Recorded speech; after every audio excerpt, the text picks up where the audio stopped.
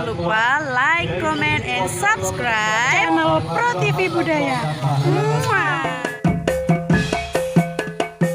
Yen kelingan marang sliramu wong ayu kaya rinu cetro-cetro ning atiku jaman biyen-biyene ku katon apa saikine aku iki katon apa gede semono sliramu nate prasetyo bunga susah dilakoni kanthi lila mula aku ra ngira yen sliramu citra ninggal krama pilih karo priya liya rancane iki mau salah sapa kok nganti sliramu magatake tresno ora nyono atiku kok ora ngira saiki uripmu banget nelongso wong ayu mung kumring sliramu aja tega olah saputra putrimu aku ora guna apa turku jiwa wis tak trima pasrah karo kang kuwasa yen kelingan marang sliramu wong ayu kaya rinu cetro-cetro ning atiku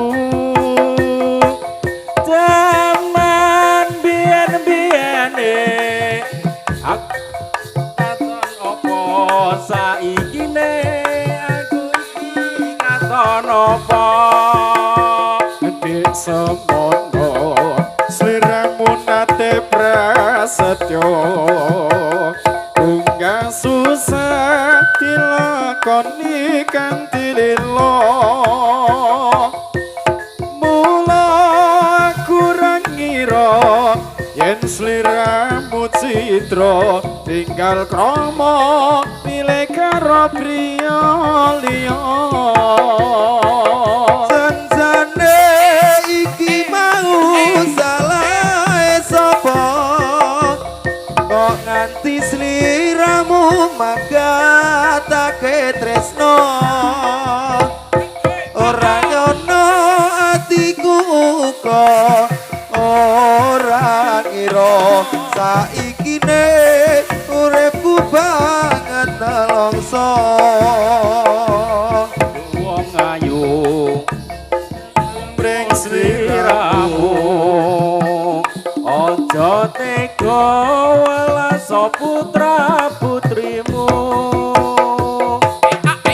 aku wong ora guna apa turku jiwa wis tak trima pasrah karo sing kuwasa jancane iki mau salah sapa kok nganti sliramu magetake tresno ora ngira atiku uga ora nyono yen saiki uripmu banget nelongso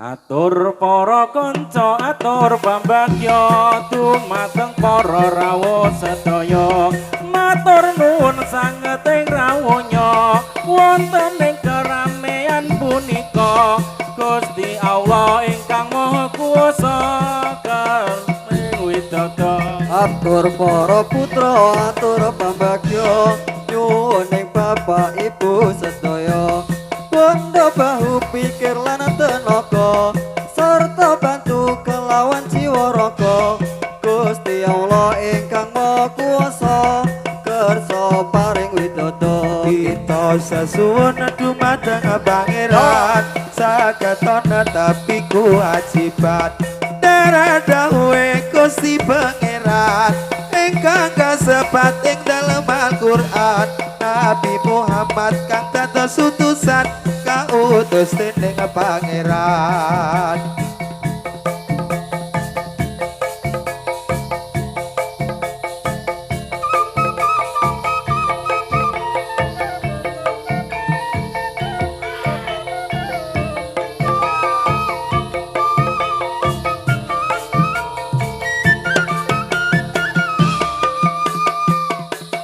anganku ngembara anembus mega ngitung lintang sesuluk padang rembulan aku lei ana ngendi si panjarino tadi tipi kidung teteka ing jantung lungitan lunglungan kang rerambatan amu swara angranggen jiwangga tak kirimi layang kitir tak samperke angin sumilir ora krasa sliramu tansah tak pikir tawangi wayangmu beda atiku singa tirta saumpama kapan kaya aku bisa gegem lintang ranggo endahing rembulan aku sabar kuatir lamun tot sabar sekar mekar ing ora kang cekar kelak kang etan apa upama tunggu tumete sing tirta kanggo nelasi luka katiga anganku ngembara anembus mega ngitung lintang sesuluk padang rembulan aku lei ana ngendi si panjarino tadi tipi kidung teteka ing jantung lelungitan lunglungan kang rerambatan amu swara angrang kejiwangga tak kirimi layang kitir tak samperke angin sumilir ora krasa sliramu tansah tak pikir nawaki wayangmu beda atiku sika tirta saupama kapan kaya aku bisa gegem lintang ngrengko daerah bulan aku samar kuatir lan untuk sabar sekar mekar ing ora kang cekar ngelak kang tanpa upama tunggu tumete sing tirta kanggo nelesi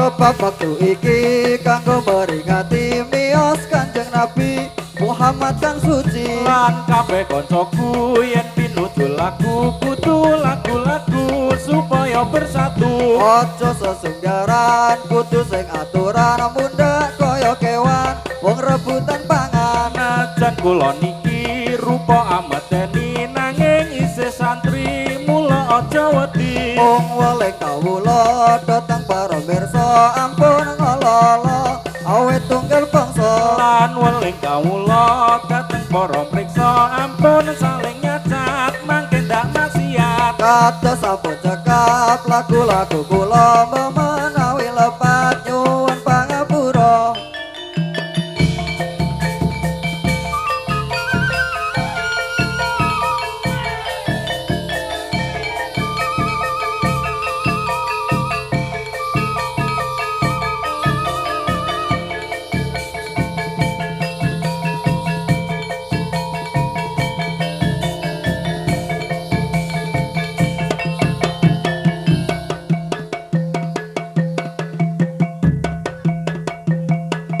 Nunggang rasa ngener ing pagayut luke kendung merabat kabel kadek kekondelan witing rasa pangrasa nyancang jati wasanane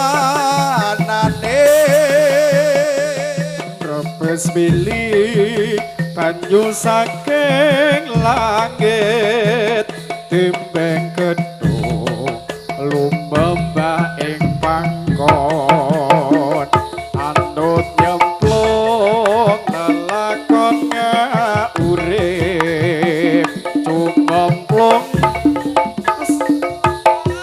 atiku sandrane wong langit ing telaga nirmala candrane kumambang ing sendang sumala solan salit selakane manungsa empat papan sak solah bawane esuk sore rino sawangine ajar-ajar perengganan Rebes milik banyu saking langit timbeng gedung lumembah ing pangkon anut nyemplung lelakon urip cumemplung rasa atiku candrane wong langit ing telaga nirmala candrane kumambang ing sendang sumala candrane wong langit ing telaga nirmala candrane kumambang ing sendang sumala solan salin selakane manungsa empan papan sesolah bawade esok sore rino sawangine acur acer ning kahanan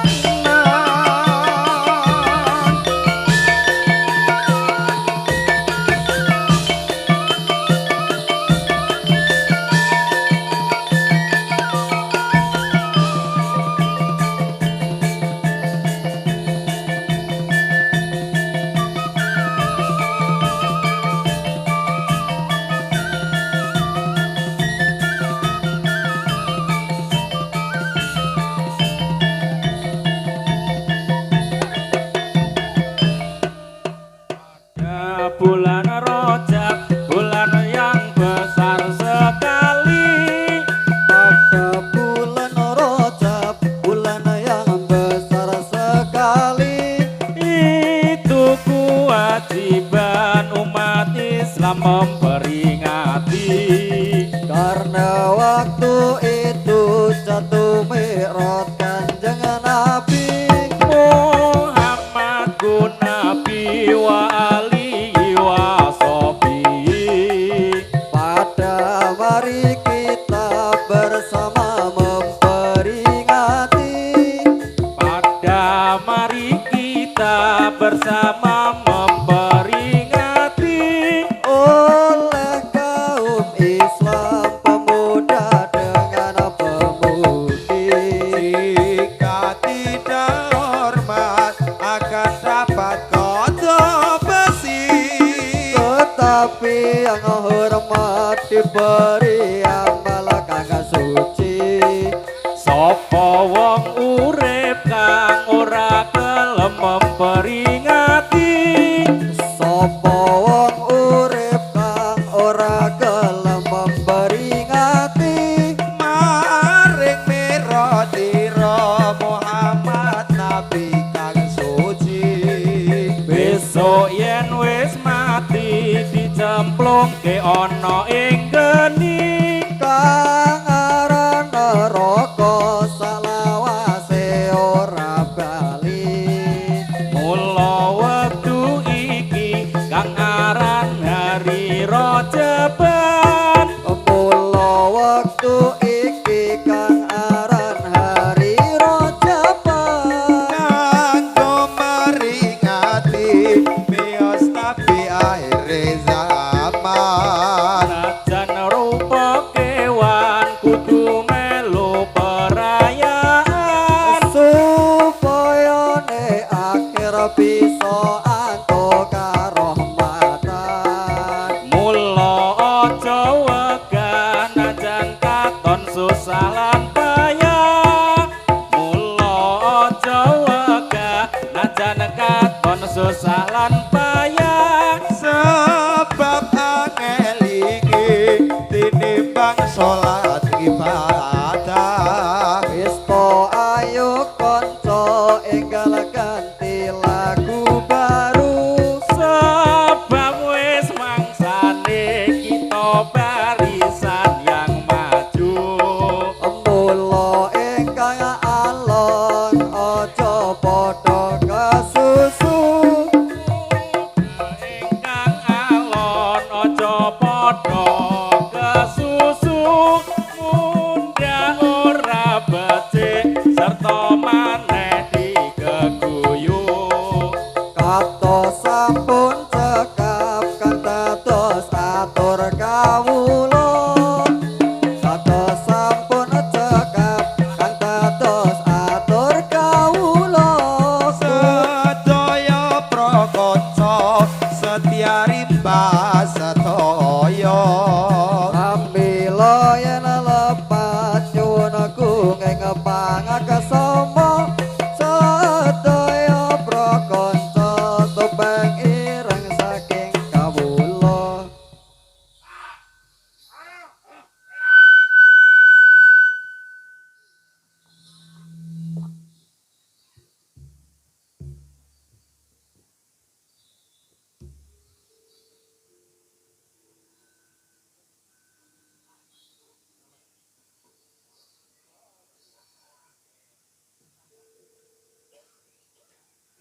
Rungokno swarane ati iki sayang ra ana sing ganti nang ati iki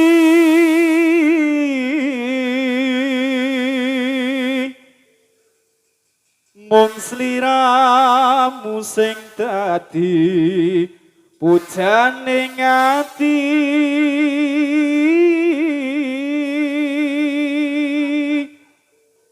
wani sumpah tak pasrahke raga iki mung sliramu sing ana atiku mung sliramu sing isi pikirku nanging aku ora bisa duweni amung rasa tresno sing tak simpen jero ati aku kangen kowe sing ning kono nanging sliramu ra tau ngerasa kabeh janji sing wis bobli jadi kaya akeh sing nyesek ning dodo iki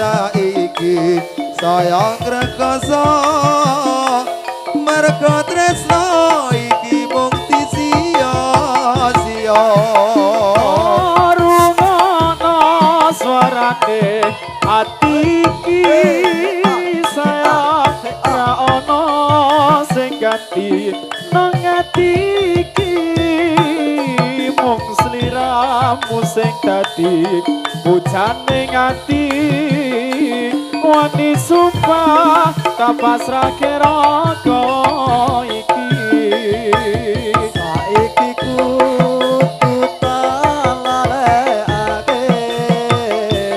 mergo tresno rati berjuangake mergo janji mumung ana lambe saiki kudu pisah urip dewe-dewe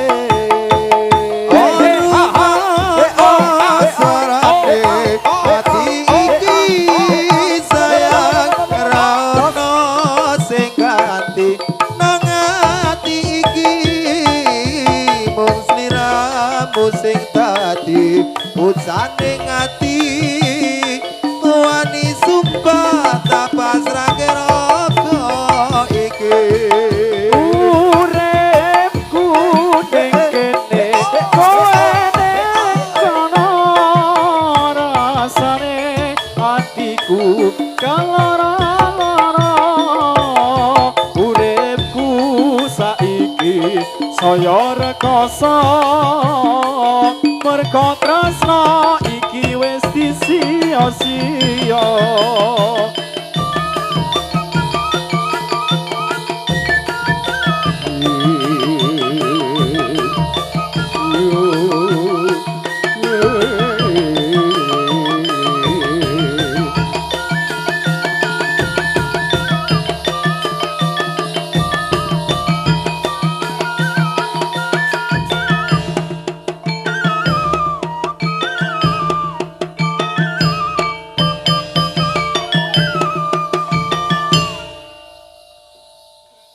Pekaten kula muga pementasan Bapak ingkang angga swidah saking Kadang Sedi Topeng Ireng Setia Rimba.